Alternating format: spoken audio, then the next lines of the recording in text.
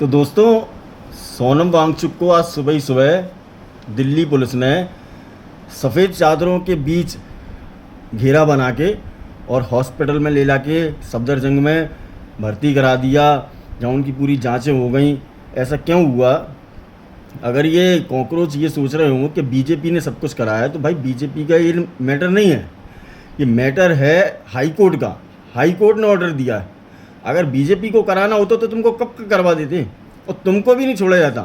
जिस तरह से पुलिस वाले तुमको लेके नहीं गए, है ना, अब तुम रो रो के दिखा रहे हो। भाई रोने का तरीका तुम्हारा ये है कि तुम्हारे पास से तुम्हारा सबसे बड़ा हथियार चला गया कि अब अनशन पे बैठेगा कौन? क्यों? क्योंकि तुम तो बैठ नहीं सकते हो, तुम्हें बैठने की आदत नहीं है, तुम्हें भूखे रहने की आदत नहीं है। उसको तुमने ढाल बना रखा था बेचारे को, अब तुम रो रो के दिखा रहे हो। उसके बाद 5 स्टार होटलों में जा रहे हो, 5 स्टार होटल में जा रहे हो, जनता ने पकड़ ली है, काली स्याही फेंक दी, हाथापाई हो गई। कह रहे हो कि मैं सीजेपी मेंबर हूँ, मैं फाउंडर हूँ। अब मेरे को एक बात बताओ, ऐसा हो क्यों रहा है? तुमने अपने प्रोटेस्ट में छोड़ पढ़ाई को, मतलब बच्चों की भलाई को लेके, उसके अलावा आपने सारे मुद्दे उठाए।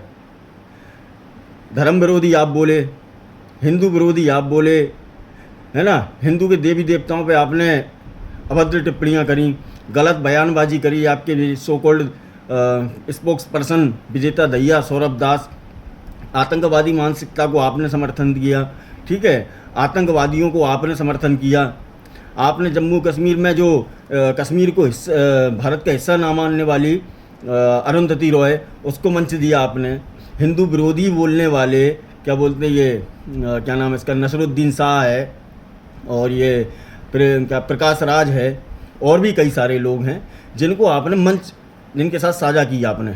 तो ऐसा इसलिए हुआ, है ना। अब लेकिन रोने का तरीका नहीं, रोना नहीं है आपको रोना नहीं है। अगर आप में दम है तो आपको खुद को बैठना चाहिए, लेकिन ऐसा करोगे नहीं।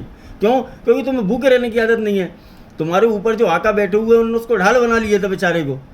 और अब रील्स तो ऐसी वायरल हो रही हैं, उसमें ये बताया जा रहा है कि भाई कार्टून वाली, कि पुलिस वाले पहुँचे, बोले कि चलो आपको लेके चलना है। तो बोले, सोनम वांगचुक कहते हैं कि बहुत अच्छा किया आपने, ये साले मुझे मरवा देते भूखा रखवा के, है ना।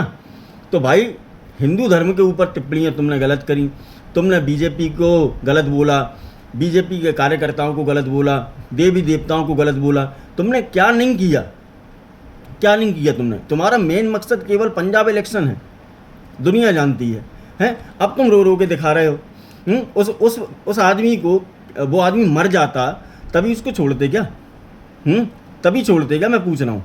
तुमने उसको 20-21 दिन से भूखा रखा था, और खुद ठूस के खा रहे हो, 5 स्टार होटलों में बैठे हुए तुम। और तुम्हारे विजेता दहिया की वीडियो कई सारी सामने आ चुकी हैं, जो होटल में बैठ के बिरयानी आज क्या क्या खा रहे हो तुम, सब खा रहे हो। और वो कितना गलत बोलता है हिंदू देवी देवताओं को। अभी जैसा तुम्हारे साथ वहाँ पे हुआ है 5 स्टार होटल के बाहर, ऐसा विजेता दहिया के साथ भी होना। बीजेपी को अगर तुम्हें हटाना होता तो तुम अभी तक वहाँ नहीं बैठे होते। अब तुम क्या कह रहे हो कि पीएम मोदी का इस्तीफा मांगेंगे, मतलब हमारे प्रधानमंत्री नरेंद्र मोदी जी का इस्तीफा मांगोगे तुम? तुम्हारी इतनी हैसियत नहीं है भाई, इतनी हैसियत नहीं है। कितने सारे देशों का राष्ट्रीय सम्मान उनको मिला है, तुम्हारे आकाओं को मिल गया क्या? या बता दो आप, या किसी और पार्टी के नेता को मिला हो। मोदी जी के बारे में गलत नहीं बोला। 100 करोड़ हिंदू मोदी जी के साथ खड़े हुए हैं, 100 करोड़ हिंदू। हमें किसी और के वोट की आवश्यकता नहीं है, इस बात को ध्यान रख लेना। आप अगर सोच रहे हो कि मोदी जी या बीजेपी कहीं और किसी और के वोटों के ऊपर भी डिपेंडेंसी, तो नहीं, ये हिंदुओं की जिम्मेदारी है, हम लोगों की जिम्मेदारी है, ठीक है। चाहे हम किसी भी जाति वर्ण से आते हों, चाहे कुछ भी हो, ये हिंदुओं की जिम्मेदारी है कि बीजेपी को जिताना, प्रधानमंत्री श्री नरेंद्र मोदी जी को ही बनाना है। अभी तो तुमने, चलो मोदी जी ने, मैं ये कह रहा हूँ कि तुमने एक बार भी कांग्रेस के ऊपर सवाल नहीं उठाया। तुमने क्या कहा कि जो नीट का पेपर जब हुआ था दोबारा, तो एक पत्रकार ने आपसे पूछा, क्या पूछा कि नीट का पेपर छूट गया, तुमने बोला कर्नाटक में, तो उसने कहा कि वहाँ सरकार किसकी है? तो तुमने कहा कि है ना, केंद्र में सरकार किसकी? भाई केंद्र सरकार वहाँ चला रहा है कि ना राज्य सरकार वहाँ सरकार चला रही है? कांग्रेस वालों को उनकी रैलियाँ रोक देना चाहिए थी ना। पीएम मोदी जी तो बैठ गए थे 1.5 घंटे के लिए, मतलब तुम्हारे दिमाग में केवल बीजेपी। तुम्हें ये नहीं दिख रहा है कि जो बच्चे वहाँ पे प्रदर्शन कर रहे थे उनके ऊपर कैसे वाटर के थ्रू है ना प्रेशर डाला जा रहा है, उनको भगाया जा रहा है, खदेड़ा जा रहा है, वो तुम्हें दिखाई नहीं देता है? हैं? कितने कितने तुम लोग, पता, तुम और तुम्हारे विजेता भैया ये मानसिक रूप से विकलांग है। ये मानसिक रूप से विकलांग है। शारीरिक रूप से कोई विकलांग होता है ना तो वो उसकी भी सोच तुम लोगों से 100 गुना 1000 गुना अच्छी होगी। तुम लोग मानसिक रूप से विकलांग हो भाई, मानसिक रूप से। मतलब किसी के देवी देवताओं पे गलत बोल रहे हो। वो कुणाल कामरा को बुलवा के तुम करवा रहे हो। मैं FIR तो मैं उस पर कटवाऊंगा ही, कुणाल कामरा पे भी और विजेता दहिया पे, है ना? इस बात का ध्यान रखना, चक्कर कटवाऊंगा ग्वालियर हाई कोर्ट में। हाँ, ध्यान रख लेना आप।